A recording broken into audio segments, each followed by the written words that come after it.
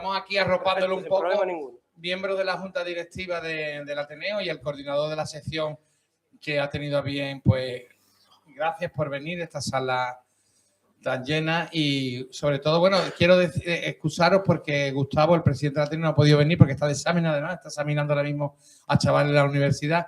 Esto tiene lo que tiene ser profesor de universidad, ¿no? Y sí me ha dicho que expresamente os diera las gracias, la bienvenida expresamente a Javier Pérez Royo, que es un lujo que haya podido venir finalmente, porque ya tenemos previsto, como sabéis, otra fecha, pero el tiempo lo impidió. Y lo tenemos aquí porque vamos a aprender muchísimo de él ya. Bueno, pues tenemos a nuestro compañero Ignacio García, que le lo presentará adecuadamente. Yo no voy a hacer ningún otro tipo de presentación, solamente desde la Junta Directiva del Ateneo, daros la bienvenida, daros las gracias especialmente a él por haberse desplazado hasta Jerez para esta charla. Vamos a analizar el tema de lo que es supone la Constitución, lo que supone lo que es la justicia y cómo nuestra Constitución, nuestras leyes y nuestra normativa, bueno, pues la garantiza o no la garantiza. Eso ya lo hablaremos con él. Bueno, pues muchísimas gracias y démosles un aplauso y luego firmará el libro.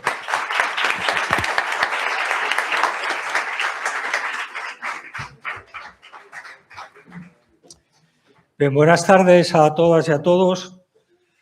Soy Ignacio García, ateneísta, me conocéis, de mí no voy a hablar.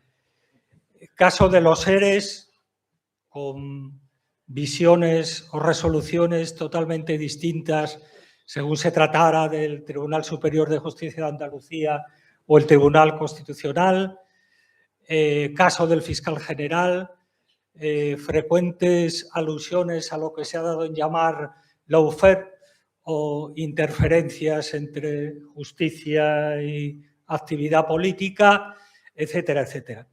Hay una vieja frase española que dice: tengas pleitos y los ganes, lo cual da una idea de la visión que se puede tener en términos generales de la justicia. La verdad es que existen encuestas de distintas fundaciones que dicen que cerca del 70% de ciudadanos consideran a la justicia lenta, falta de independencia, con interferencias políticas, aunque se reconoce la buena preparación técnica de los jueces y se valora el trato recibido, aunque se percibe desigualdad en el acceso. Bien, en comparación con el estado de la justicia en otros países europeos, bueno, España, hay cosas positivas, es uno de los países que tiene mayor acceso a la justicia gratuita, pero tiene uno de los más bajos rendimientos de la Unión Europea y una carga excesiva de trabajo. Bien, la Constitución española habla en el artículo 1.1 de la justicia como valor superior del ordenamiento jurídico que emana del pueblo y, bueno, se administra en nombre del rey, dice la Constitución española. Y dice muchas más cosas, con lo cual, que nos va a explicar Javier, pero la pregunta es ¿hasta qué punto la justicia española en la actualidad está siendo fiel reflejo de esos principios establecidos en la Constitución y de esas obligaciones que también se le establece? Para hablar de todo eso, tenemos con nosotros a Javier Pérez Royo. Es doctor en Derecho por la Universidad de Sevilla, con estudios complementarios en las universidades de Tubinga, Minnesota, el Instituto Max Planck. Es profesor en la Universidad Sevillana desde 1966, habiendo sido rector de la misma entre 1988 y 1992, siendo también presidente de la Conferencia de Rectores de España. Fue miembro de la comisión redactora del Estatuto de Autonomía de Andalucía y participó también en la redacción del Estatuto de Autonomía de Cataluña de 2006. Y es comentarista habitual, por eso lo conocemos casi todos, del diario El País, del periódico de Cataluña, del diario.es y de la cadena SER, además de colaborar aportando a los medios numerosas columnas de opinión. pues sin más y porque, vamos, podía seguir con el currículum, pero creo que el tiempo es para que tú lo utilices, te damos la palabra. Javier, gracias por tu presencia, tu estancia aquí y tienes la palabra. Bueno, pues yo empiezo dando las gracias al Ateneo por esta invitación que se debía de haber hecho, se debía de haber materializado hace unos días, pero que la autoridad lo permite y el tiempo no lo impide, dicen en las crónicas taurinas, ¿no?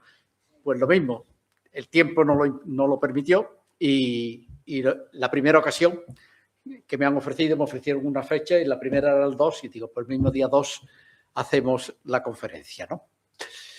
Bien, hay una sentencia, una de las primeras sentencias del Tribunal Constitucional, la 6/1981, es decir, la sexta sentencia. El Tribunal Constitucional empieza en el año 1900, se constituye en 1980, pero empieza a dictar sentencias y a ejercer la función de jurisdicción constitucional en el año 81, y en una de esas sentencias, una de las primeras, en la 6, el Tribunal Constitucional dice, en uno de los fundamentos jurídicos, que el principio de legitimación democrática enunciado en el artículo 1.2 de la Constitución, la soberanía nacional reside en el pueblo español del que emanan los poderes del Estado, ahí está el fundamento de toda nuestra organización jurídico-política.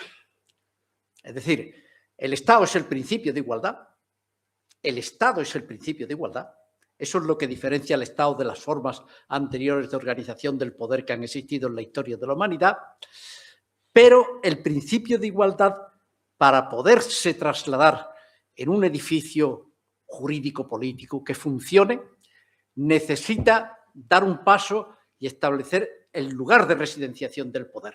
De la igualdad no se puede pasar al Estado, a la arquitectura del Estado de manera inmediata. La igualdad es la atmósfera que hace posible que se construya el Estado constitucional, pero el Estado hay que construirlo. Y no se puede construir única y exclusivamente a partir del principio de igualdad, sino que hace falta una mediación. ¿Cuál es esa mediación? Fijar el lugar de residenciación del poder. ¿Dónde reside el poder? ¿Dónde reside el poder? Este es el interrogante más importante que existe para que pueda existir una convivencia pacífica. Cuando existe una respuesta que suele ser en los estados constituidos y normalmente los estados democráticamente constituidos suele ser una respuesta, si no unánime, sí muy mayoritaria. ¿Cuál es el lugar de residenciación del poder? ¿Dónde reside el poder? Y eso es lo que figura en el artículo 1.2 de la Constitución. De la igualdad no sale una arquitectura constitucional. De la igualdad saldría una arquitectura anárquica. Una arquitectura anárquica. Si todos somos iguales, ¿por qué tiene que haber poder? ¿Por qué no basta que nos relacionemos los unos con los otros a través de un acuerdo de voluntades, de un pacto, de un contrato, y realmente no sería necesario el poder? Solo planteó Hobbes, el primer autor que establece que la igualdad es el punto de partida para la comprensión de la organización del poder político es Hobbes, y hay un momento en el que se pregunta, él dice, ¿por qué no puede haber paz sin sujeción? Paz sin sujeción. Y entonces dice, bueno, cuando viene toda su teoría de que el hombre es un lobo para el hombre y que en teoría sería pensable, pero que técnicamente sería después no organizable, y de ahí viene entonces la necesidad del contrato social, de un pacto de cada ser humano con cada ser humano para la creación de un poder único que tiene el monopolio de la coacción física legítima, que es en lo que el Estado consiste. Entonces, a partir de la igualdad tenemos dos posibilidades, que uno es la anarquía y otro es el Estado. Las dos formas políticas posibles a partir del principio de igualdad, uno es la anarquía, es decir, no existe nada, todos somos iguales porque nadie obedece a ningún poder, o todos somos iguales porque todos obedecemos por igual al mismo poder. Y entonces, para eso hace falta fijar el lugar de residenciación del poder. El lugar de residenciación del poder, la legitimación democrática, que es la única que se admite en el día de hoy. Esto es importantísimo. Esto es importantísimo. Y cuando se tiene resuelto este problema y hay una aceptación muy mayoritaria del lugar de residenciación del poder, realmente es posible encontrar para casi cualquier problema que se plantee en la vida social una respuesta política ordenada jurídicamente. Cuando no hay un acuerdo prácticamente unánime sobre el lugar de residencia del poder, los problemas surgen. Bueno, tenemos el caso más importante de todo, que es el caso de los Estados Unidos de América, que se fundamenta sobre el principio de la soberanía popular. Nosotros, el pueblo de los Estados Unidos. Esas son las primeras palabras de la Constitución americana. El pueblo de los Estados Unidos, no el pueblo de Massachusetts, no el pueblo de Carolina del Norte, no el pueblo de Minnesota, sino el pueblo de los Estados Unidos. Y entonces, mientras esa aceptación de ese principio de legitimación del poder no se puso en cuestión, no hubo ningún problema. A mediados del siglo XIX, los estados del sur afirman que la legitimación no está en el pueblo de los Estados Unidos, sino en el pueblo de cada uno de los Estados miembros. Y que, en consecuencia, cada Estado miembro tiene, podríamos decir, el derecho a la autodeterminación permanente. Se puede producir una desvinculación porque la legitimidad democrática no está en el pueblo de los Estados Unidos, sino en el pueblo de cada uno de los Estados miembros. Cuando eso se planteó, la respuesta fue la guerra civil. Se resolvió. No hay forma de resolverla jurídicamente. El modelo contrario, Alemania. Alemania, después de la Segunda Guerra Mundial, queda dividido en dos estados. Existe la República Federal Alemania y la República Democrática Alemana. Y se pasan 50 años con dos estados. Cae el muro de Berlín, pero nadie pone en cuestión en Alemania que hay un pueblo alemán único. Hay dos estados, pero el pueblo alemán es el pueblo alemán.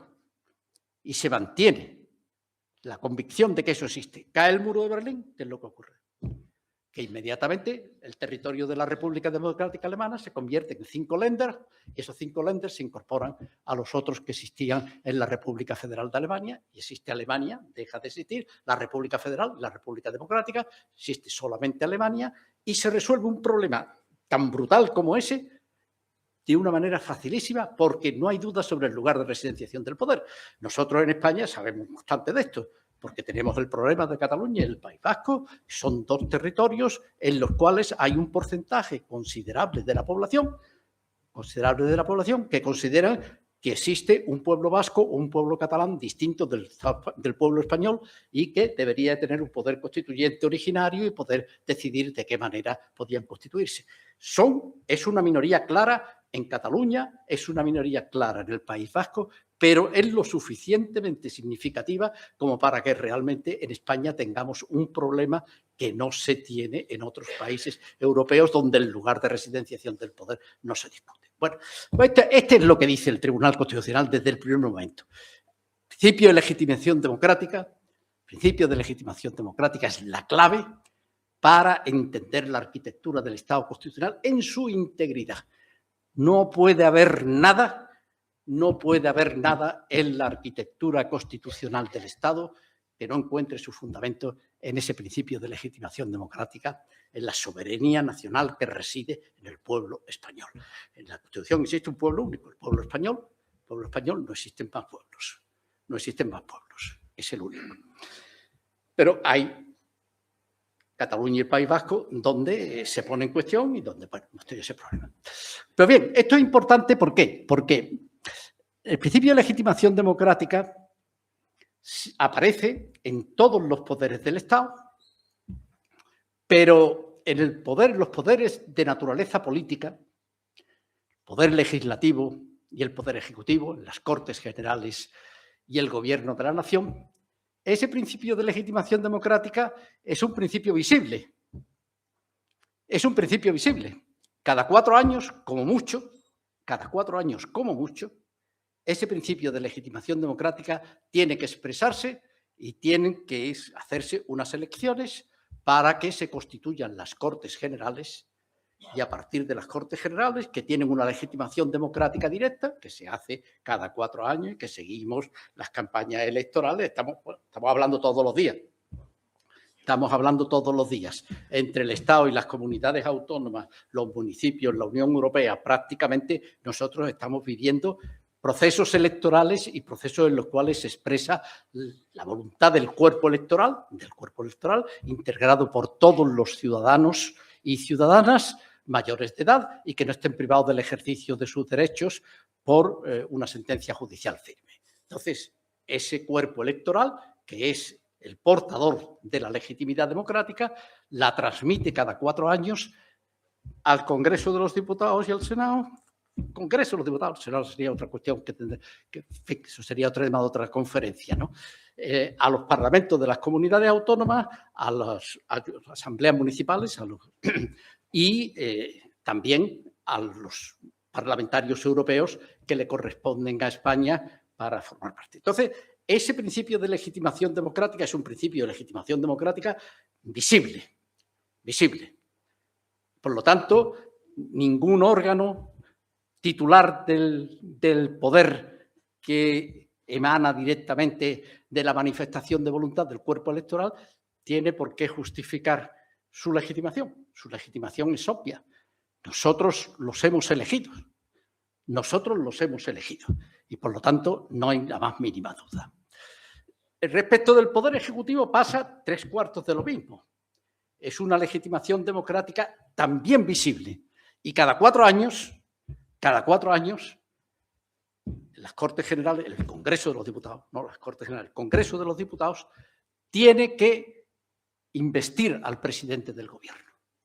Y hay una conexión tan íntima entre la legitimación democrática que el Congreso de los Diputados obtiene directamente del cuerpo electoral de los ciudadanos y la legitimación democrática del presidente del Gobierno que designa, que elige el Congreso de los Diputados, que si en el plazo de 2 meses, desde que se ha constituido el Congreso, no es capaz de investir un candidato a la presidencia del Gobierno, se produce la disolución automática y la repetición de las elecciones.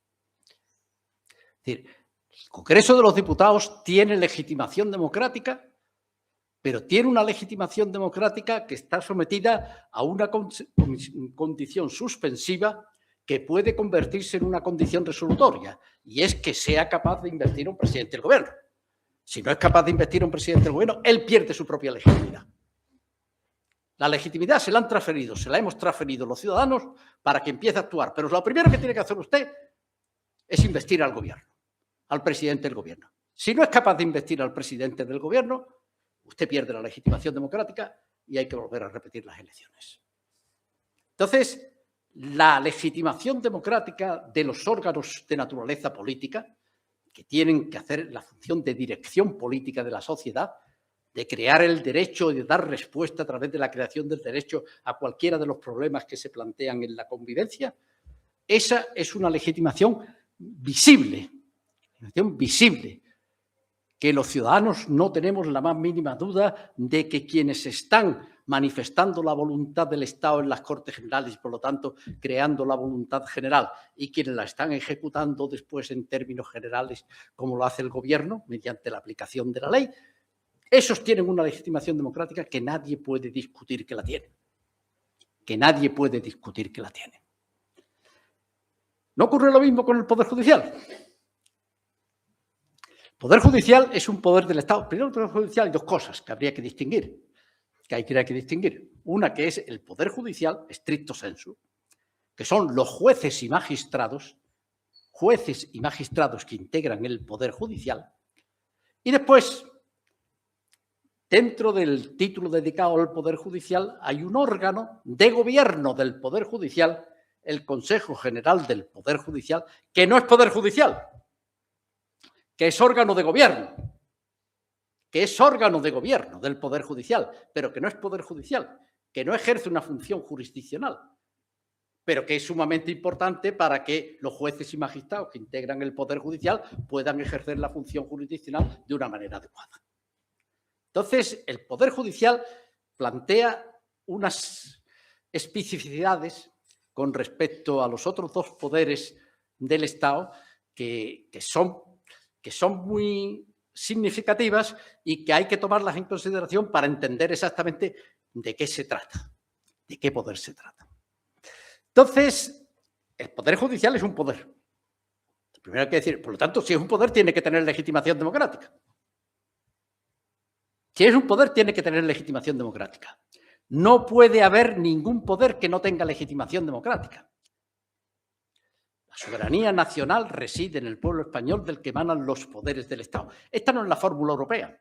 La fórmula europea, después de la Primera Guerra Mundial, no antes, porque la democracia empieza a imponerse después de la Primera Guerra Mundial en el continente europeo y de una manera extraordinariamente, con muchas tensiones y con muchas dificultades, y solamente se establece de una manera estable después de la Segunda Guerra Mundial. Es decir, la democracia es una fórmula política del último siglo, de después de la Segunda Guerra Mundial, ¿no? Y en Estados Unidos también, en cierta medida. Estados Unidos también, en cierta medida, es después de la Gran Depresión y cuando llega el New Deal de Roosevelt, ahí empieza a construirse realmente lo que es la democracia americana, tal como la conocemos hoy, ahora, que es la que se está en este momento tambaleando o en riesgo de desaparecer como consecuencia de la segunda presidencia de Donald Trump, ¿no? Pero bueno, el Poder Judicial, en la fórmula democrática en Europa es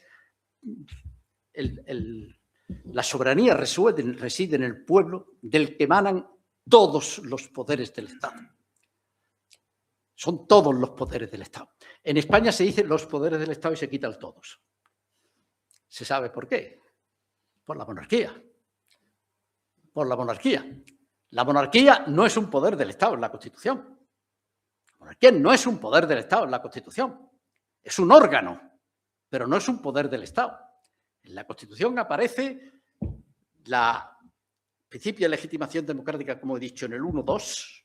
En el 1.2, la soberanía nacional reside en el pueblo español y, por lo tanto, cualquier poder cualquier artículo de la Constitución en el que se trata de establecer alguna institución en la que no aparezca esa referencia al pueblo español, no puede ser un poder del Estado. Entonces, ¿qué es lo que hizo el constituyente del 78 con la monarquía? Pues con la monarquía abre un paréntesis, que es curioso porque en todas las constituciones monárquicas españolas del siglo XIX, el título dedicado al poder legislativo, a las Cortes Generales, iba por delante del título dedicado al rey y sus ministros. El poder legislativo estaba en primer lugar, el poder ejecutivo aparecía después del poder legislativo. Las Cortes con el rey. Las Cortes era el punto de partida. Entonces, cuando se hace la Constitución del 78, claro, el principio de legitimación democrática está en el 1.2.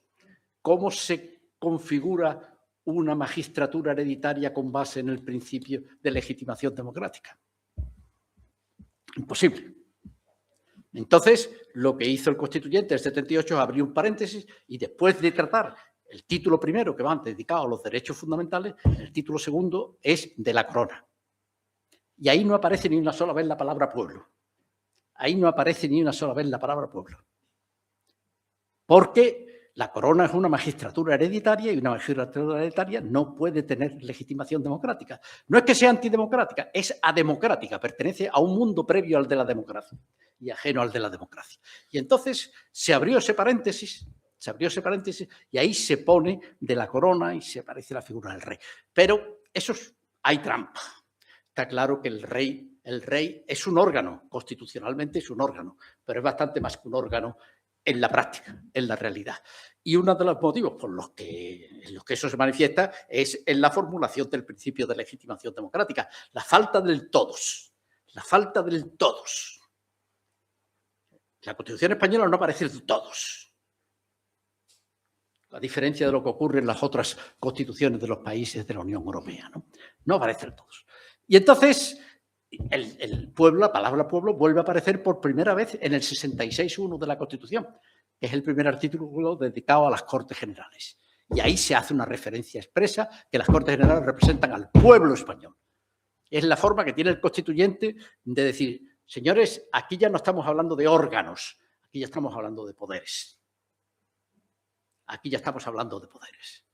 Aquí está la legitimación democrática, el lugar de residenciación del poder, y aquí empezamos a hablar ya de poder. El 66.1, que es donde aparece. De ahí se salta el 99, la investidura del presidente del gobierno por el Congreso de los Diputados, Usted tiene legitimidad democrática, pero tiene que transmitir esa legitimidad democrática. Y de una manera que sea visible, que todos los ciudadanos puedan entender perfectamente que realmente el gobierno que tiene la tarea de dirección política de la sociedad, aparece en la Constitución, ese gobierno tiene que tener una legitimación democrática que tiene que hacerse visible de una manera solemne y se tiene que transmitir por parte del Congreso de los Diputados en una sesión de investidura. Y de ahí salto ya después al 117.1, que es el primer artículo del título sexto de la Constitución, que es del Poder Judicial. Del Poder Judicial. Y, claro, ¿cómo se hace? ¿Cómo se hace esta legitimación democrática? Porque los jueces, los ciudadanos no tenemos absolutamente nada que ver. Los ciudadanos no participamos en absoluto en la elección de los jueces y magistrados que integran el Poder Judicial, sino que los jueces y magistrados es un sistema de cooptación. La forma que tienen los jueces y magistrados de acceder al ejercicio de la función jurisdiccional es mediante un sistema de cooptación. Son los propios jueces los que, mediante un sistema de concurso-oposición, cooptan a las personas que ellos entienden más preparadas para ocupar el puesto correspondiente en el Poder Judicial y ocupar el lugar que le corresponde y el destino que le toque para el ejercicio de la función jurisdiccional. Entonces, ¿dónde está la legitimación?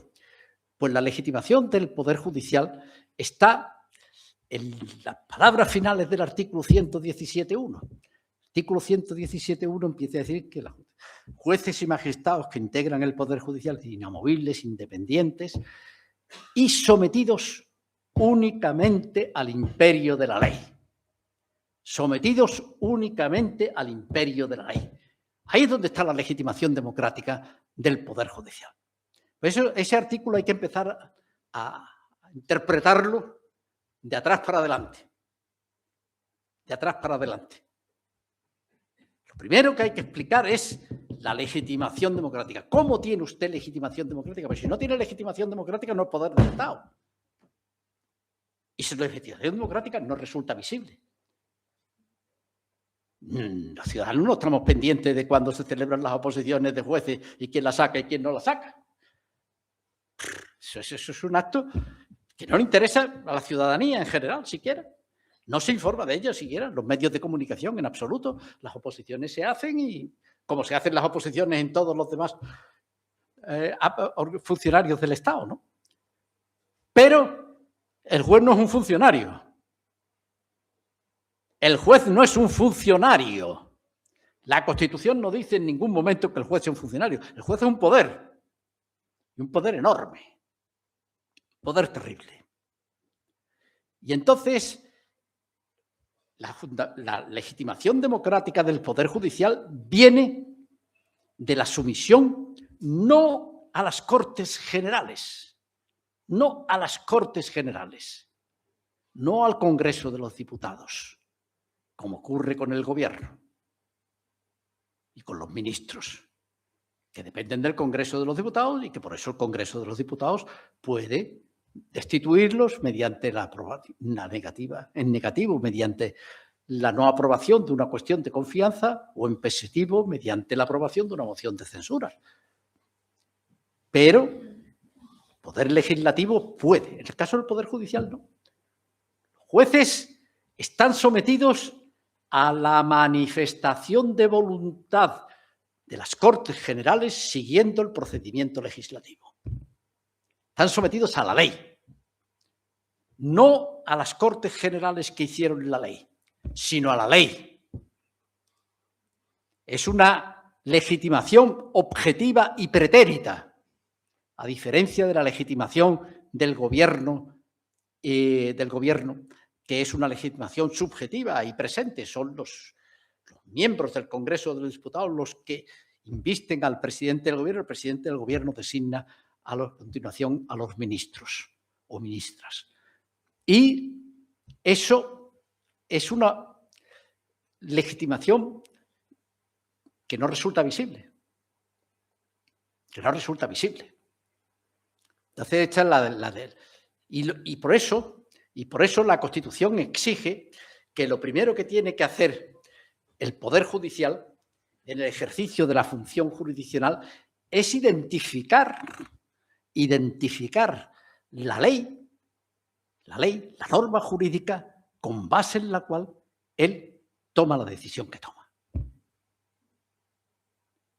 Por eso la Constitución dice las sentencias, y cuando dice sentencias hay que entender cualquier actuación judicial, cualquier actuación en el ejercicio de la función jurisdiccional, serán siempre motivadas. Siempre motivadas.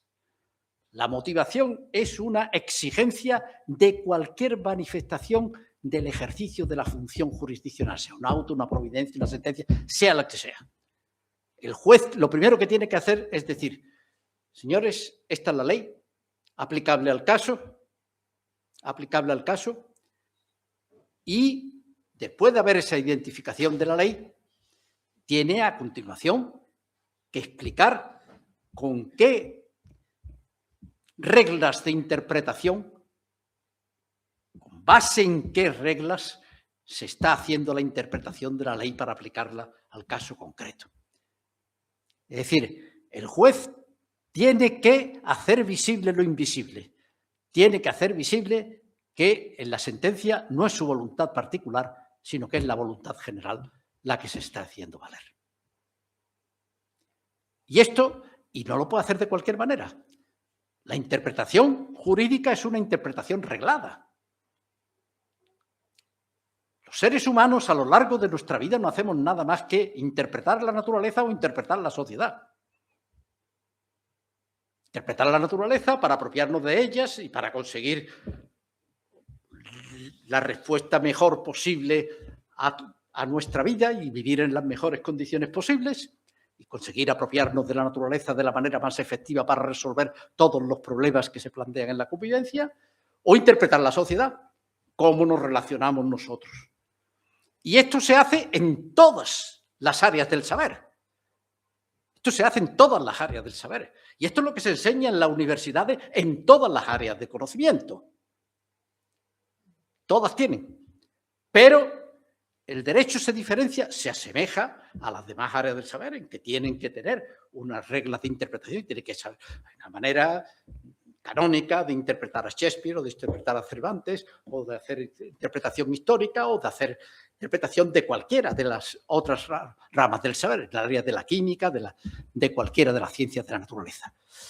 El derecho se diferencia de todas las demás en que en la interpretación del derecho estamos interpretando la voluntad general del Estado, el poder. Y en consecuencia, ahí no hay libertad en la interpretación. La interpretación está arreglada. Está arreglada. Si uno dice un disparate en la interpretación del Quijote, pues se ríen de él. Los que saben y dicen, este es un cantamañana que no tiene ni idea, está hablando de lo que no sabe. Pero en el mundo del derecho, si alguien hace una interpretación que es absolutamente disparatada, está cometiendo el delito. Está cometiendo un delito. Porque es que de esa interpretación que se hace, pues depende la custodia de los hijos, o la propiedad de un determinado bien, o el despido si es obligatorio, si es jurídicamente aceptable, por el contrario, es un despido nulo de pleno derecho si vulnera derechos fundamentales, o anulable si no respeta lo que establece el Estatuto de los Trabajadores, etcétera, ¿no? Entonces, la interpretación del derecho, la motivación es importantísima porque es la identificación de la legitimación democrática que tiene el juez para poder hacer lo que hace y además tiene que hacerlo interpretándolo de acuerdo con unas reglas de interpretación que aparecen en el título preliminar del Código Civil. Curiosamente no están en la Constitución porque la Constitución empieza a ser norma jurídica cuando se alcanza la democracia y, por lo tanto, después de la Segunda Guerra Mundial y en España después de la Constitución de 1978. Pero la Constitución no era norma jurídica. La Constitución no ha sido considerada norma jurídica inicialmente. Y por lo tanto, pero hace falta un mínimo de constitución para que pueda funcionar un Estado constitucional no democrático, todavía. Cuando el Estado es constitucional, pero no es todavía democrático, necesita un mínimo de derecho constitucional. Ese mínimo de derecho constitucional es el título preliminar del Código Civil. Por eso las fuentes del derecho están en el título preliminar del Código Civil. Y por eso las reglas de interpretación están en el título preliminar del Código Civil, porque España ya era un Estado constitucional, aunque un Estado constitucional oligárquico, como eran la mayor parte o la casi totalidad de los estados también en el siglo XIX y los primeros años del siglo XX, ¿no? Entonces, los tribunales de justicia, jueces y magistrados que integran el Poder Judicial, tienen primero que identificar, yo soy un poder del Estado y, por lo tanto, aquí está la ley aplicable a este caso concreto, que es la que yo, y además lo hago de acuerdo con las reglas de interpretación que están codificadas. Yo no puedo interpretar como a mí me dé la gana. Soy independiente para poder interpretar la ley y para poder estar sometido únicamente al imperio de la ley. La independencia es el correlato de la sumisión al imperio de la ley. Entonces, esto es muy importante porque aquí es donde, en general esto no plantea problemas en el ejercicio de la función jurisdiccional en la mayor parte de los casos. La mayor parte de los casos, los jueces, la inmensa mayoría de los casos, los jueces identifican la norma aplicable al caso, la interpretan, la aplican y cosas. Pero existen excepciones, y excepciones que son muy significativas y que son muy importantes. Y que son una de las cosas en las cuales pues nosotros nos estamos encontrando en España con que realmente hay una resistencia o una rebelión incluso por parte de determinados órganos jurisdiccionales a la interpretación y aplicación de la ley, tal como lo tienen que hacer. Y eso, claro, esos son los menos. Son los menos, pues si fueran los más, entonces simplemente es que no podría funcionar el Estado constitucional, menos el Estado constitucional democrático, pero se produce en momentos que provocan unas alteraciones públicas y que influyen en el funcionamiento del sistema político de una manera extraordinaria. Y hemos tenido casos muy significativos. Y el presentador ha hablado de algunos de ellos, ¿no? Como es el caso de los ERES, que es un caso verdaderamente flagrante, ¿no?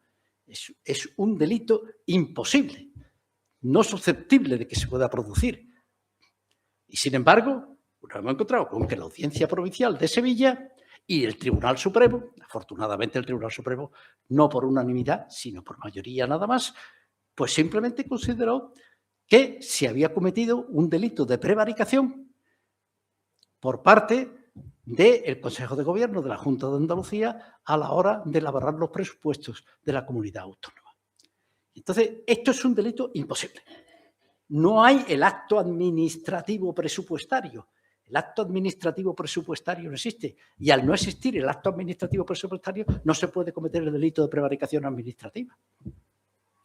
Y entonces, esto que es evidente,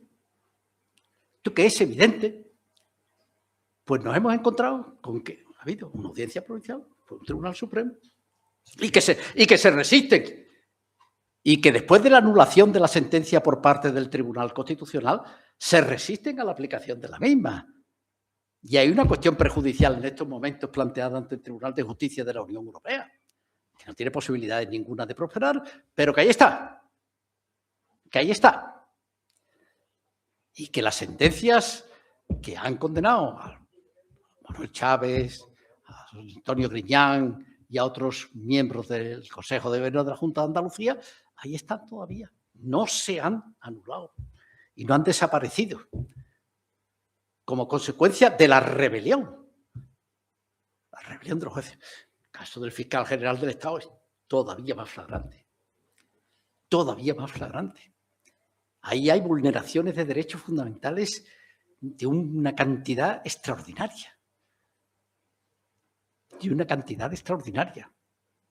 Y bueno, también creo que afortunadamente ese es un tema que se va a resolver en poco tiempo porque ya el Tribunal Supremo ha rechazado el incidente de nulidad de actuaciones que había interpuesto el fiscal general del Estado contra la sentencia y, por lo tanto, ya está abierta la vía al Tribunal Constitucional el recurso de amparo y, presumiblemente, este es un recurso de amparo, además, que se resolverá en un tiempo corto porque en un tiempo breve también el que ha necesitado el Tribunal Supremo para condenar al fiscal general del Estado. Y, en consecuencia, lo normal es que este sea un tema que se resuelva pues, en unos meses, exactamente de la misma manera que también se va a plantear en unos meses otra rebelión más grave todavía, que es la que ha habido por parte del Tribunal Supremo al negarse a aplicar la ley de amnistía.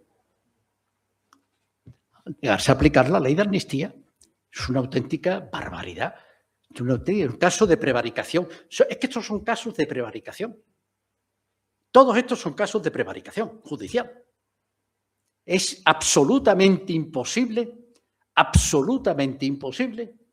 explicar con ninguna de las reglas de interpretación comúnmente admitidas en el mundo del derecho la conclusión a la que ellos han llegado. Imposible. Absolutamente imposible. Y, por lo tanto, lo que han hecho los jueces del Tribunal Supremo, los jueces de la Audiencia Provincial de Sevilla, es sustituir la voluntad general por su voluntad particular. Que en eso es lo que consiste el delito de prevaricación.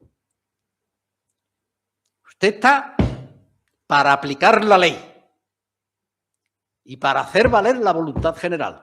Y en lugar de hacer valer la voluntad general, la sustituye por su voluntad particular. Es una quiebra del principio de legitimación democrática. El delito de prevaricación es una quiebra del principio de legitimación democrática. Usted es un poder del Estado porque está sometido al imperio de la ley. Porque cuando usted decide, lo que está decidiendo, quien está decidiendo es la voluntad general, no su voluntad particular. Y eso es lo que usted tiene que identificar la ley en primer lugar y luego cómo hago la interpretación de la ley que sea aceptable de acuerdo con lo que está previsto en el título preliminar del Código Civil y con las reglas de interpretación comúnmente admitidas en el mundo del derecho. Y si usted no es capaz de hacer esto, usted está prevaricando. Usted está prevaricando. Y eso es lo que se ha producido en todos estos casos y en varios más. En varios más. Y sin embargo, pues tenemos, y desgraciadamente, en lo que hace referencia al ejercicio del derecho de autonomía y todas las tensiones que se plantearon con el proceso y antes en el País Vasco, Atutxa fue condenado. Fue condenado y se le privó de su condición de presidente del Parlamento Vasco y después esa sentencia fue anulada por el Tribunal Europeo de Derechos Humanos. Pero ya Atutxa había sido eliminado. A Otegi le volvió a pasar lo mismo. Y hay una sentencia con manifiesta falta de imparcialidad por parte del tribunal que lo condenó, que es un tema que llega al tribunal y el Tribunal Constitucional primero fue de la Audiencia Nacional, el Tribunal Supremo en el recurso de casación no aceptó que se había vulnerado el derecho a un juez imparcial y el Tribunal Constitucional, con un voto particular muy importante, también consideró que no se había vulnerado el derecho constitucional de Arnaldo Otegi. Y, sin embargo, el Tribunal Europeo de Derechos Humanos lo condenó. Y lo condenó, pero Arnaldo Otegi cumplió los 6 años de condena. Estuvo 6 años en la cárcel por esa condena. La sentencia fue anulada. Y el Tribunal Supremo, en el colmo ya de lo que es un ejercicio arbitrario del poder, intentó repetir el juicio. No aplicar la decisión del Tribunal Europeo de Derechos Humanos, que había anulado la sentencia por manifiesta falta de imparcialidad del órgano judicial, sino que dijo el argumento de que Arnaldo Otegi había sido condenado anticonstitucionalmente, que eso no había duda, pero que tenía el derecho fundamental a ser condenado constitucionalmente y que en consecuencia iban a repetir el juicio para que se respetara el derecho fundamental de Arnaldo Otegi de ser condenado constitucionalmente. En este caso, y hubo una sentencia del Supremo, ordenando la repetición del juicio. Esa sentencia, en este caso, fue recurrida y el Tribunal Constitucional, en este caso, pues anuló la decisión del Tribunal Supremo. Entonces, estos son los casos que estamos viendo que son los que perturban, porque llegan a la ciudadanía, son casos muy importantes políticamente, casos muy importantes. Es que el señor Puigdemont es parlamentario del Parlamento de Cataluña y no puede ejercer la función y no ha podido estar en el Parlamento de Cataluña porque el Tribunal Supremo hace la aplicación de la ley de amnistía que está haciendo. Y tiene todavía una orden de detención contra él, cursada. Y entonces, cosas que realmente llaman mucho la atención porque son problemas políticos de primerísimo nivel, en los cuales el Tribunal Supremo, fundamentalmente un problema que está entre el tribunal, la Audiencia Nacional y el Tribunal Supremo son los órganos que realmente son más determinantes y que en este caso tiene, claro, como son los dos órganos, además, con jurisdicción en todo el territorio nacional y con una capacidad de interpretar las normas jurídicas y la asunción de competencias de la manera que a ellos se les ocurre, pues provocan problemas de naturaleza política y tensiones políticas de una importancia, de una extraordinaria relevancia, ¿no? Entonces, esto es buena parte del problema. Buena parte del problema del que tenemos en la relevancia política, de casos de relevancia política y de rebelión del Poder Judicial frente a los poderes de naturaleza política, legislativo y ejecutivo, y el no aplicación de la norma jurídica de la forma que tiene que hacerlo. Estos son pocos casos, pero que tienen un impacto brutal, ¿no? Tienen un impacto brutal en lo que es el funcionamiento de la democracia, ¿no? Después existe el problema del Poder Judicial, sin embargo, no es ese. El problema del Poder Judicial, de los jueces y magistrados que integran el Poder Judicial, es un problema distinto y es un problema que está en el acceso a la carrera judicial. En ese sistema de cooptación al que antes he hecho referencia, ¿no? En el ejercicio de la función jurisdiccional hay dos principios que son muy importantes. Uno es el principio de neutralidad y otro es el principio de imparcialidad. Los dos principios claves para el ejercicio de la función jurisdiccional son esos dos principios. La independencia, la inamovilidad, eso se da, por supuesto, y eso está en la anatomía del Poder Judicial y está resuelto a través de la forma en que se provee el acceso a la carrera judicial. Y por lo tanto ahí no se plantea prácticamente ningún problema. Los problemas que se plantean respecto a la neutralidad y la imparcialidad. La neutralidad no opera en el ejercicio real y efectivo de la función jurisdiccional. Es decir, cuando el juez tiene que tomar una decisión, tiene que adoptar una decisión, tiene que dictar una sentencia, ahí el principio de neutralidad no entra. El juez tiene que dejar de ser neutral en un momento determinado, porque tiene que dictar justicia, tiene que hacer justicia y le tiene que dar a cada uno lo suyo.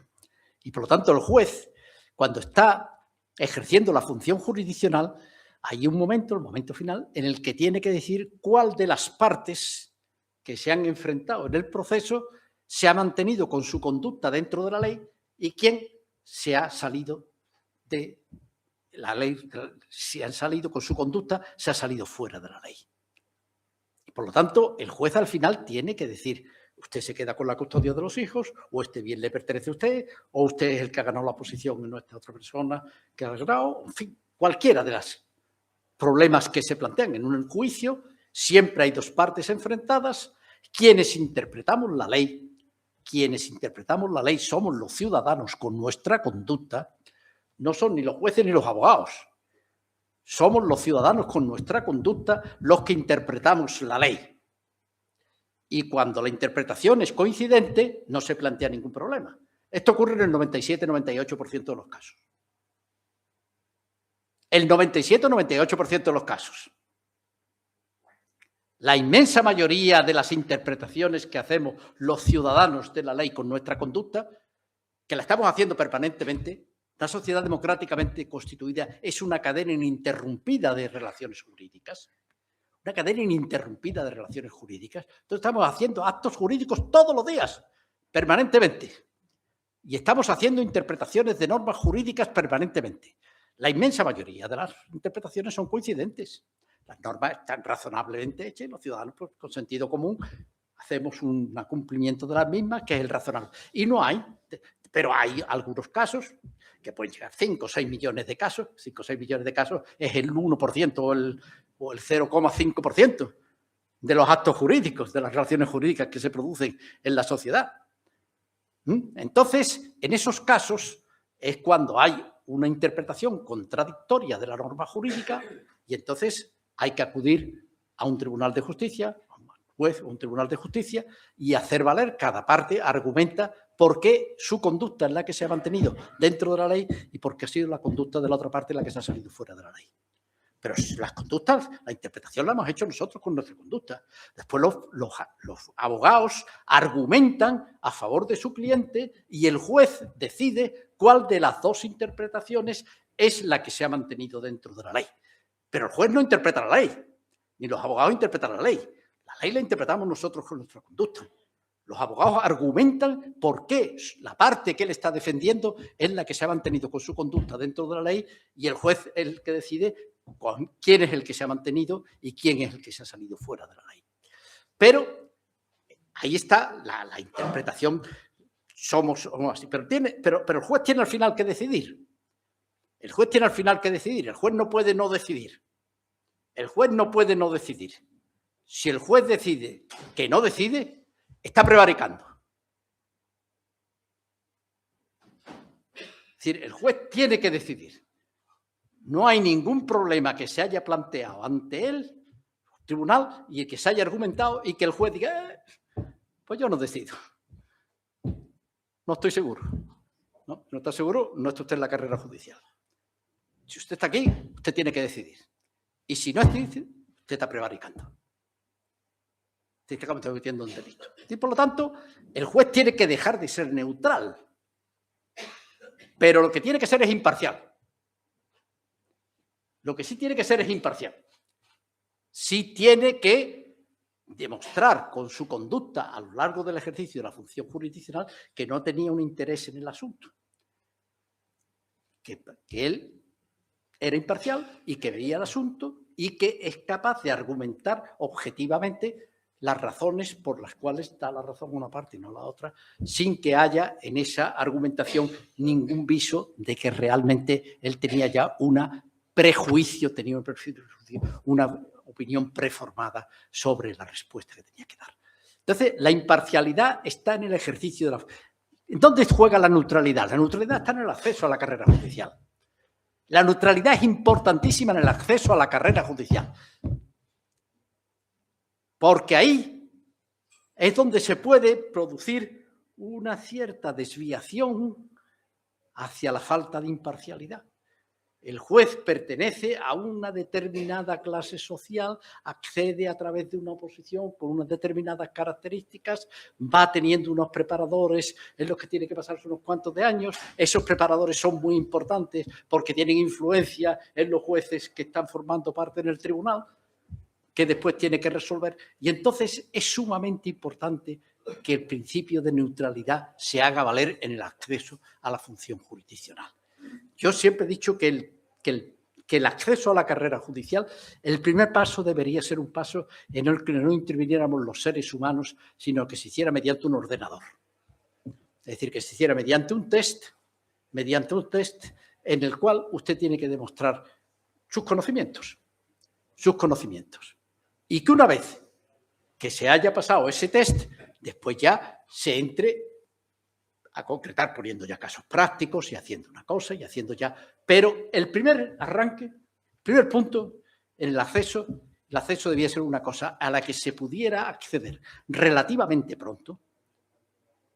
Es decir, una vez que se ha terminado la carrera judicial o se ha hecho un máster que se exija, por ejemplo, para el ejercicio de la abogacía o lo que sea, usted pueda, en el plazo de un año o en el plazo de 2, hacer un test para ver si usted está en condiciones de ejercer la función jurisdiccional. Y después ya entrar en los temas ya más complicados, de exigir, por ejemplo, conocimiento de idiomas o, por ejemplo, conocimiento de historia, conocimiento de filosofía, conocimiento de otras cosas que le permita a una persona pues, tener una visión del mundo que sea la adecuada para ejercer la función jurisdiccional y administrar justicia.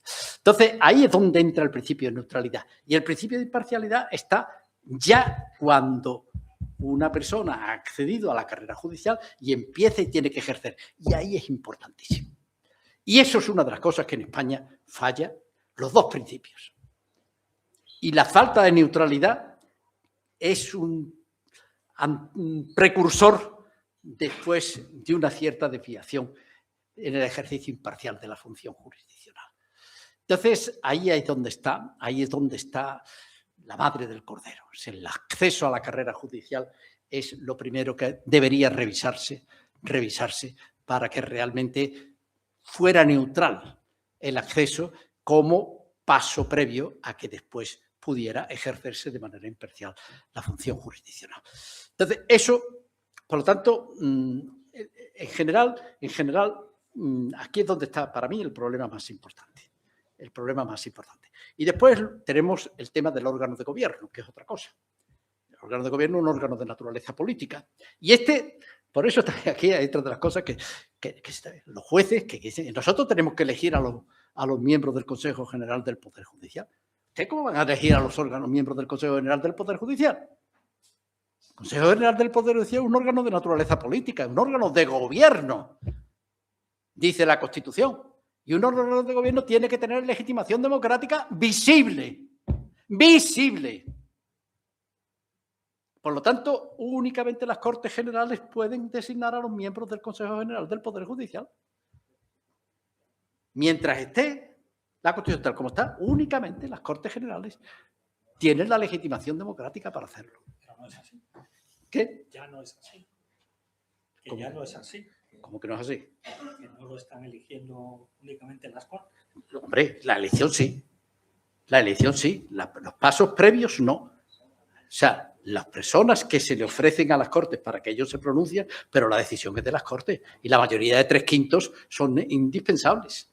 Y eso no se puede prescindir de ella. Eso no se puede prescindir de ella. La mayoría de 3/5, y en mi opinión, además, deberían de ser todos por el Congreso de los Diputados. El Senado no debería de intervenir. Es un órgano que no tiene legitimación democrática. Es un aborto. Es un aborto. Es una cosa que realmente está porque estuvo en la ley para la reforma política y por una cosa, pero no tiene legitimación democrática. No tiene legitimación democrática y no debería de intervenir en la elección. Pero bueno, en todo caso, son los dos órganos y las Cortes Generales, y son los únicos que pueden hacerlo, que pueden elegir. Y claro, aquí lo que pasa es que habría que buscar también una fórmula que hiciera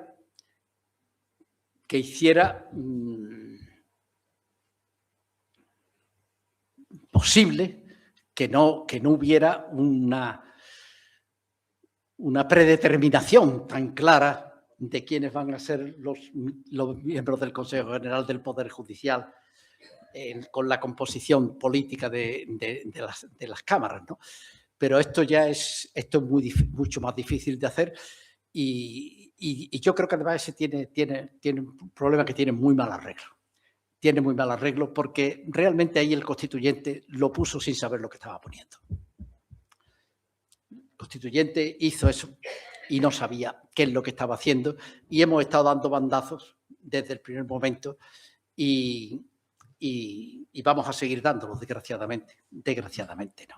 Entonces, el Poder Judicial, yo diría que en España está bien constituido, excepto en lo que se refiere al acceso a la carrera judicial. Para mí ahí es donde está el problema y donde habría que buscar una solución. Y luego, evidentemente, en el órgano de gobierno del Poder Judicial, que tampoco está de la forma en que tendría que estarlo y que, tal como está, pues ha demostrado que es disfuncional y que plantea más problemas de los que resuelve. Por lo tanto, esa es, en la Constitución hay parte del problema. La Constitución es parte del problema. Con reformas de la Constitución se podría resolver algunos de los problemas, pero después hay un problema que es el problema de la politización, la polarización política a la que tendemos los españoles con una extraordinaria frecuencia, que eso es un muy mal ambiente el que se genera para que después los jueces y magistrados puedan ejercer la función jurisdiccional de la manera en que tendrían que hacerlo. Pero bueno, eso ya no es un problema solo de los jueces, eso ya es un problema de todos los ciudadanos españoles, de nuestra articulación política, de nuestros partidos políticos y de la forma en que tendemos a enfrentarnos de una manera más bien incívica que lo que debería de ser una convivencia genuinamente democrática. Nada más, muchas gracias.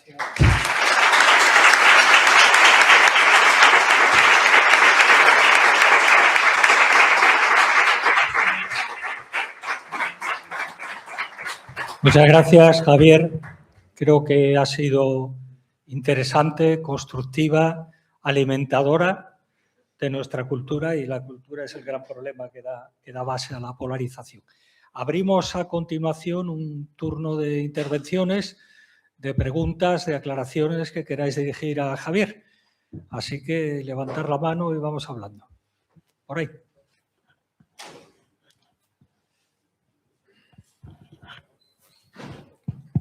Mire, usted ha hablado sobre el juicio del fiscal general, de la manera que fue, ¿no? Y tal.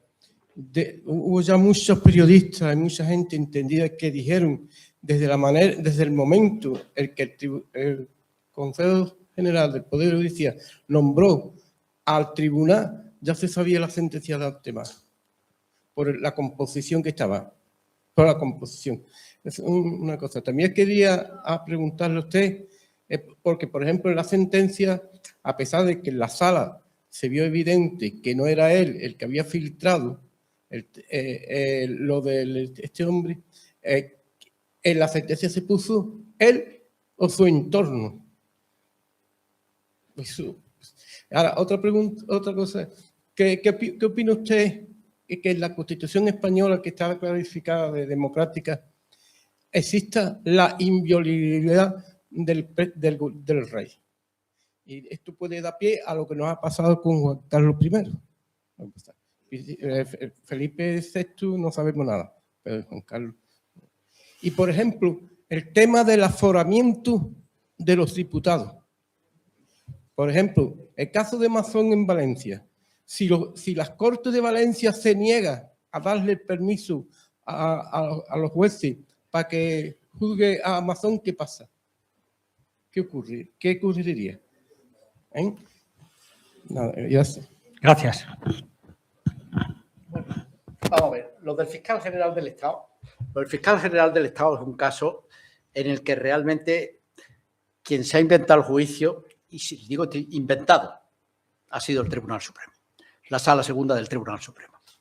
Es decir, el comienzo del caso es una querella que se interpone ante el Tribunal Superior de Justicia de la Comunidad Autónoma de Madrid por la emisión de la nota informativa mediante la que se desmentía el bulo que había hecho correr Miguel Ángel Rodríguez acerca de que era el fiscal quien había propuesto el pacto de conformidad al novio de la presidenta de la Comunidad de Madrid, el compañero sentimental de la presidenta de la Comunidad de Madrid, y que esa propuesta que había hecho el fiscal encargado del caso es una propuesta que había sido boicoteada por el fiscal general del Estado o desde más arriba. dando a entender que posiblemente había intervenido el propio presidente del gobierno y que se había torpedeado, por lo tanto, el pacto de conformidad con la finalidad de hacerle daño a la presidenta de la Comunidad de Madrid. Entonces, esto es una mentira, porque no puede ser, porque el pacto de conformidad no lo propone nunca el Ministerio Fiscal, sino que lo propone siempre la persona que ha cometido el delito fiscal y que, tras reconocer que ha cometido un delito o varios delitos fiscales, se dirige al fiscal y se dirige al fiscal que entiende del caso, proponiendo un pacto de conformidad, es decir, aceptando una pena, primero aceptando la multa, integrar la cantidad defraudada con la multa correspondiente, con los intereses de demora, y que además propone aceptar una pena privativa de libertad, pero que sea lo suficientemente pequeña como para que la persona que es condenada no ingrese en prisión. En esto es lo que consiste. De estos pactos de conformidad se hacen miles, todos los años. Todos los años. Esto se hace permanentemente. Y entonces aquí Miguel Ángel Rodríguez lo presentó a la inversa en el diario El Mundo y se montó el escándalo que se montó, y entonces la fiscal jefa de Madrid fue la que redactó la nota informativa desmintiendo la información. Contra esa emisión de la nota informativa, el Colegio de Abogados, eso es otra de las irregularidades, el Colegio de Abogados de Madrid presentó una querella, interpuso una querella ante el Tribunal Superior de Justicia de la Comunidad Autónoma de Madrid. Y entonces, al hacerse el fiscal general del Estado responsable de la emisión de la norma, de la nota informativa, es decir, no, esta nota informativa ha hecho con mi cobertura. Entonces, y al ser el fiscal general, tener el aforamiento y tener que entender de su conducta el Tribunal Supremo, la audiencia, la Tribunal de Justicia de Madrid, Superior de Justicia de la Comunidad de Madrid, eleva el asunto a la Sala Segunda del Tribunal Supremo.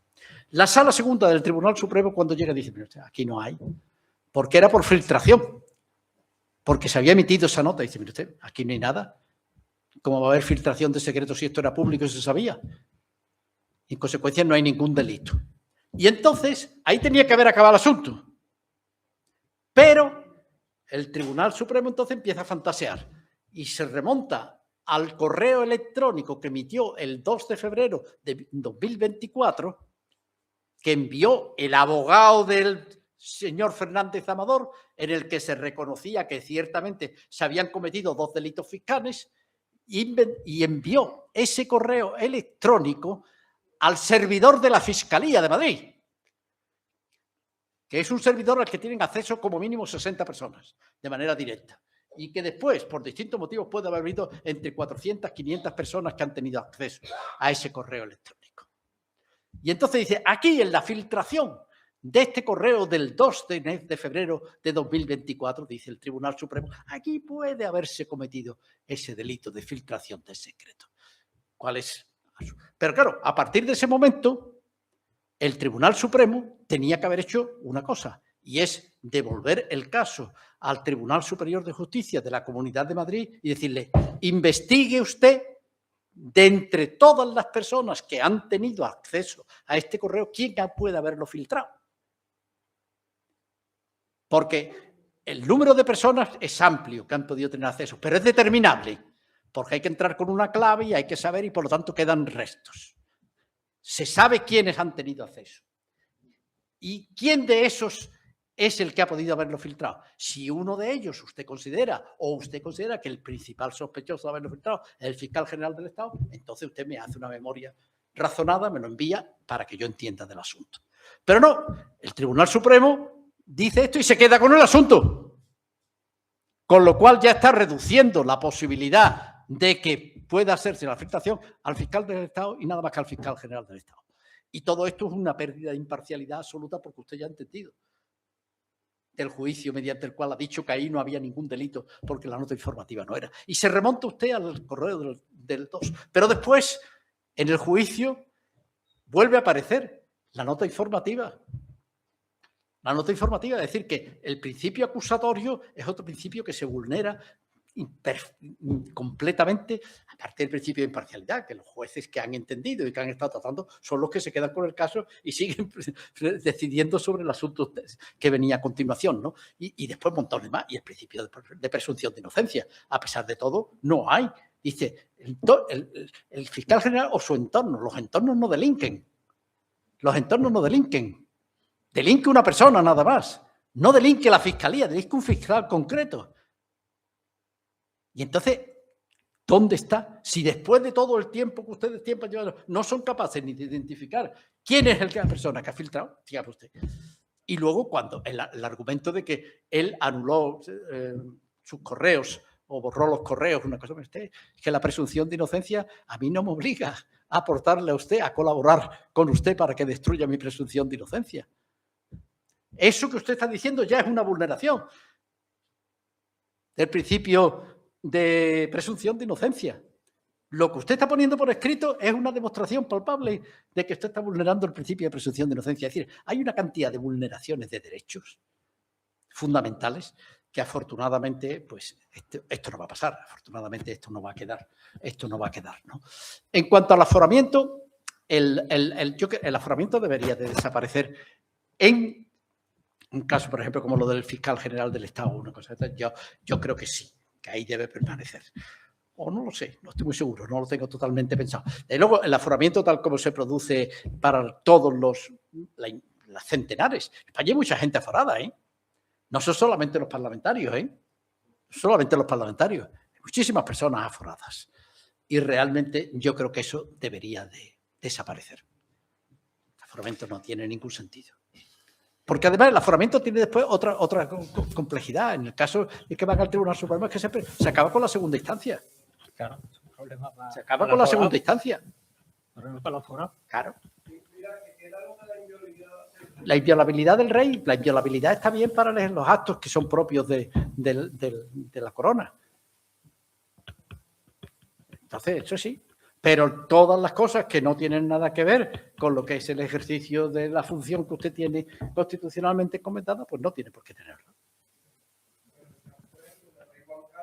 Pues bueno, pues yo le digo que no debería tenerlo, pero no debería tenerlo y que se debería llegar a una interpretación que hiciera eso, pero de momento lo tiene. A ver, ¿había más preguntas? Sí. Por ahí había una. Por favor. Si se está demostrando que el Tribunal Supremo está prevaricando, a estos señores, ¿quién le para los pies y cómo se le paran los pies? Si es que existe algún órgano o alguna forma. Vamos a ver. Para mí ha habido casos desde luego ninguno de esos dentro de la Organización de la Administración de Justicia en España se va a considerar prevaricación. Por lo tanto, eso para mí se ha producido, pero que eso vaya a ser aceptado dentro del sistema de Administración de Justicia de España, ya no lo veo. Yo no lo veo. Simplemente no, es que ni admitido a trámite, ¿no? No se va ni a admitir a trámite. El caso. Gonzalo. Bueno, obviamente estos casos que ha citado del Consejo General, del Fiscal General y otros más, creo que producen una sensación de impunidad tremenda por parte de determinados tribunales, ¿no? Y entonces yo la pregunta, desde el punto de vista de la jurisdicción, actúan los tribunales superiores y tal, y pueden corregir, pero no habría la posibilidad, porque obviamente también causan un destrozo y unos efectos políticos terribles. ¿No hay posibilidad de que el órgano de gobierno pueda intervenir corrigiendo? No sé. No. En el ejercicio de la función jurisdiccional no hay nada. O sea, el órgano de gobierno es un órgano de gobierno, pero en el ejercicio de la función jurisdiccional, más todavía. Es que las decisiones del órgano de gobierno son recurribles ante los tribunales de justicia y pueden ser anuladas. Y han sido anuladas, ¿eh? Hay decisiones del Consejo General del Poder Judicial que han sido anuladas después por la Sala Tercera del Tribunal Supremo. Un órgano Se ha dictado un órgano, un acto, y ese acto es un acto político-administrativo susceptible de ser recurrido ante la jurisdicción contenciosa administrativa y la Sala Tercera del Tribunal Supremo anulado. Decisiones del Consejo General del Poder Judicial. Sí, Javier, gracias por sus palabras. Mi pregunta va en la línea de lo que ya han hecho algunos compañeros. Es decir, aparentemente para Ciudadanos de Pie los jueces son intocables, como los Borbones y el Papa. Y eso nos preocupa a los que estamos sometidos, como dice la Constitución, al imperio de la ley. Pero a cambio de tercio, si me lo permite, en la mesa. Hay una pregunta que yo me hago cuando entendemos algunos que la Constitución ya hace agua en muchos aspectos, y es lo siguiente: ¿por qué en el título referido a la reforma de la Constitución no tiene participación las comunidades autónomas como parte orgánica y parte fundamental del Estado? Incluso, parafraseando a Torcuato, ¿se podría ir desde esta ley, desde la Constitución, a un proceso constituyente? Sí, se hace uso de la reforma de la Constitución, de los artículos 167 o 168, claro que se puede. O sea, la Constitución. El problema, ese es otro problema. Es decir, el problema que tiene constitucional más importante que tiene España es la aversión a la reforma de la Constitución. Pero no ahora, ¿eh? Es un problema que tiene España desde siempre. España es el único país europeo que no ha reformado nunca. Vamos, en la Constitución del 68 se ha reformado en 2 ocasiones, pero las 2 reformas que se han hecho son 2 reformas europeas que se tenían que vehicular como reformas de la Constitución. Uno para la aprobación del Tratado de Maastricht, que obligaba a que en las elecciones municipales pudieran ser no solamente candidatos, sino elegidos y ejercer como alcaldes o como concejales los ciudadanos de la Unión Europea.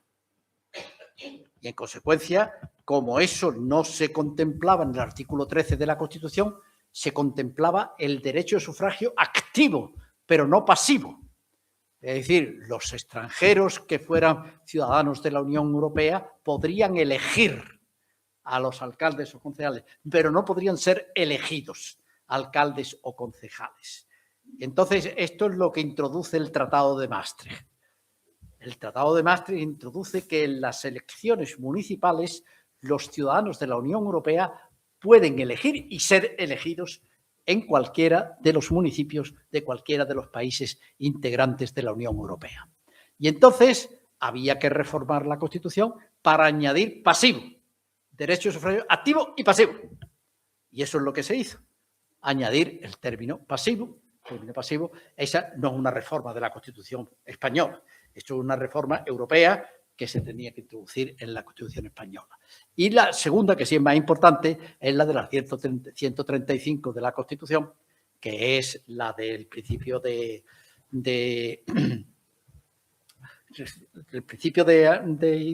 presupuestario, de estabilidad presupuestaria. El principio de estabilidad presupuestaria, el artículo 135 de la Constitución española. Y esa es una reforma alemana. Esa es una reforma alemana que se acaba introduciendo en los demás países de la Unión Europea. Y es una reforma alemana que además es muy expresiva, muy significativa, ¿no? de cómo se hacen las cosas en unos sitios y en otros, ¿no? Alemania fue el primer país de los que, una vez que se entra en el euro, que se introduce la moneda única, había unas condiciones que se establecieron en el pacto, y es que había unos límites respecto del déficit público, que no debía superar el 3% del Producto Interior Bruto, y respecto de la deuda pública, que no debía de ser superior al 60% del Producto Interior Bruto. Entonces, Alemania es el primer país que incumple ambas normas.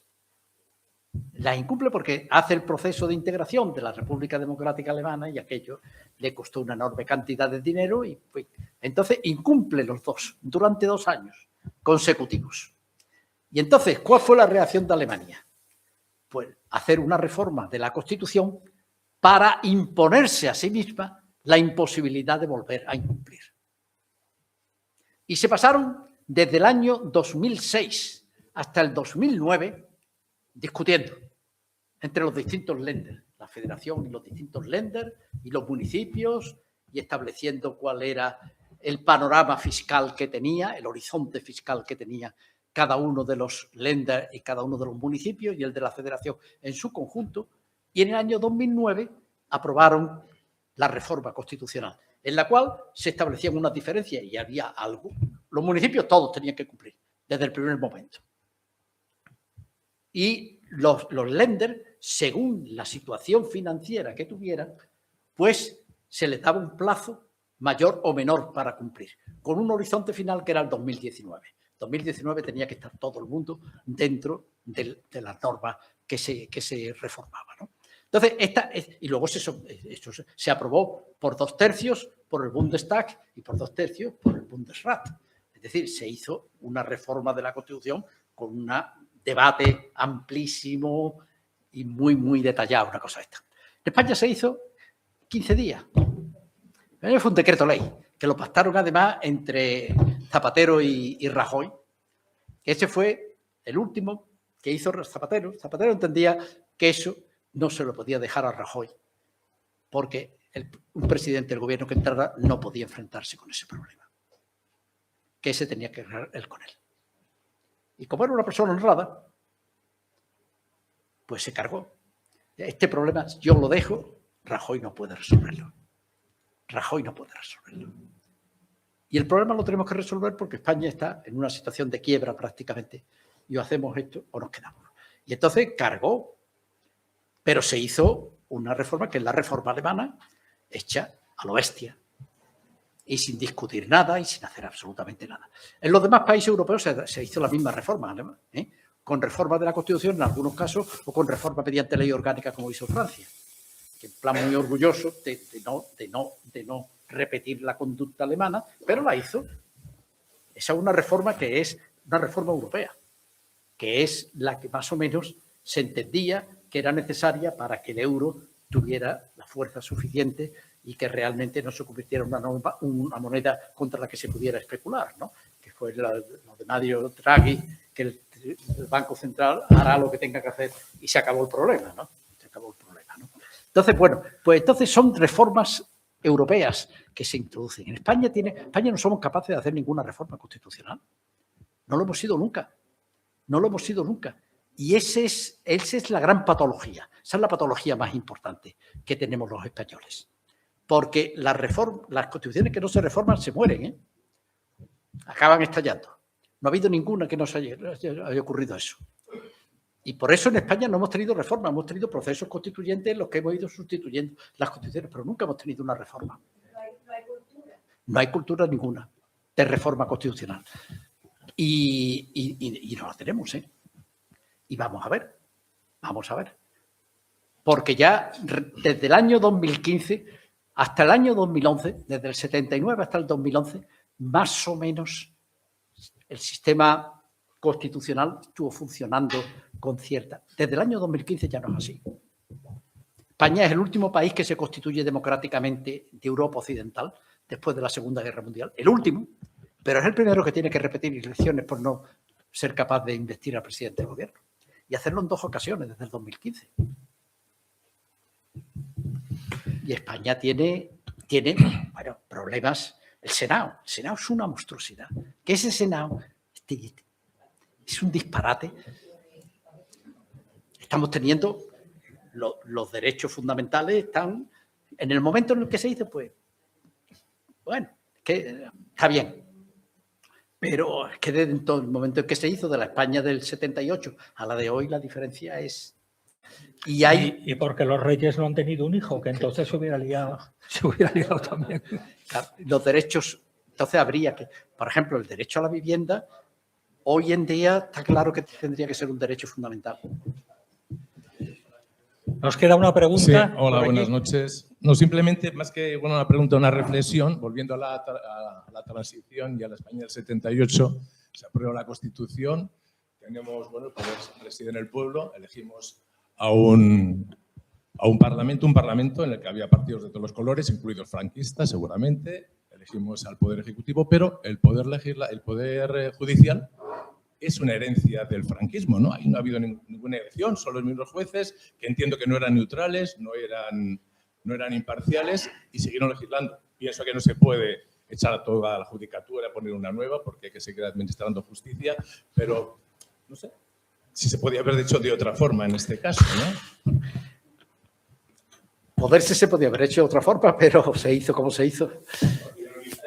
Porque, a ver, porque es que había muchas... Es que realmente en el momento en el que se hace la Constitución hay un Estado que tiene toda la fuerza, pero que carece de la legitimidad necesaria para poder operar en la Europa de ese momento, y hay una oposición que tiene la legitimidad, pero que no tiene fuerza ninguna. Y entonces ahí se hizo, bueno, y se hizo con muchas trampas.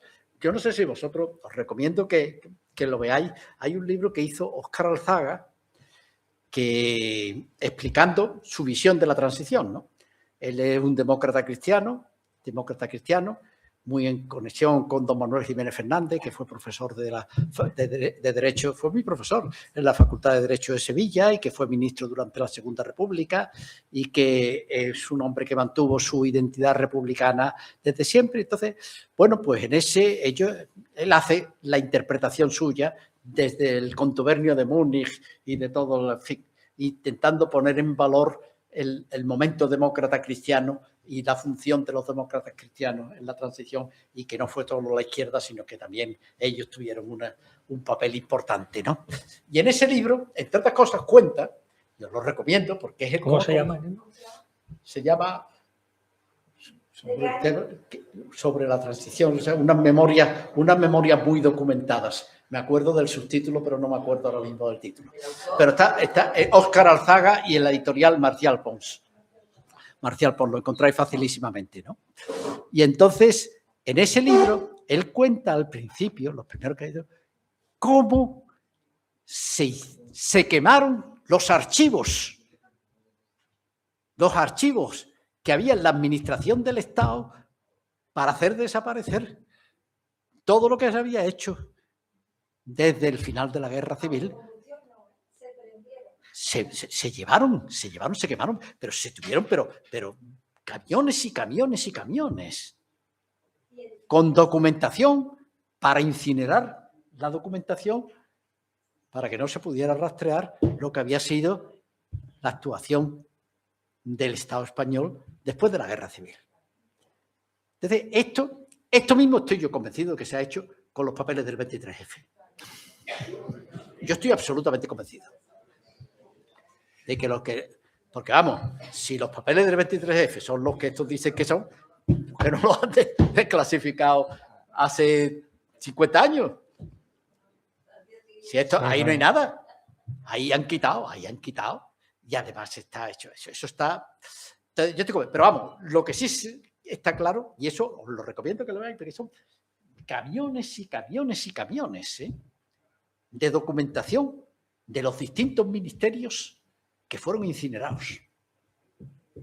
Entonces, en esas condiciones en las que se hizo la transición, ¿Quieres Fernando el edificio mismo? Por favor. Entonces yo viví muy de cerca. Yo estaba en ese momento en el Comité Central del Partido Comunista y yo viví muy de cerca eso. Y entiendo que lo que eran las circunstancias, ¿no? Yo viví, hay una reunión del Comité Central, me acuerdo perfectamente, en la que se empezó la reunión y cuando llevábamos una media hora en la reunión, llamaron a Santiago Carrillo diciéndole que Suárez quería verlo. Y Santiago Carrillo se ausentó, seguimos allí haciendo un paripé de que seguíamos, pero claro, era imposible hacer una reunión en esas condiciones, ¿no? Y a las 2 horas o 2 horas y media, al final de la mañana, reapareció Carrillo. Y lo que Carrillo nos dijo fue, señores, lo que nos han planteado es que la monarquía no se puede discutir y que la bandera no se puede discutir.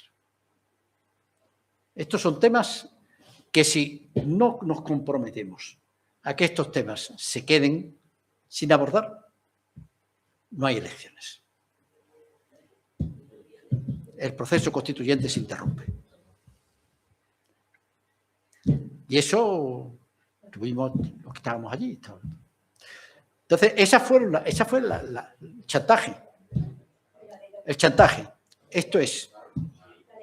Esta lucha. Y el chantaje tenía la fuerza suficiente como para que tuviéramos. De acuerdo, Y entonces, pues. e incluso, y para mí más grave, porque ahí, yo creo que además al PSOE le hicieron. El PSOE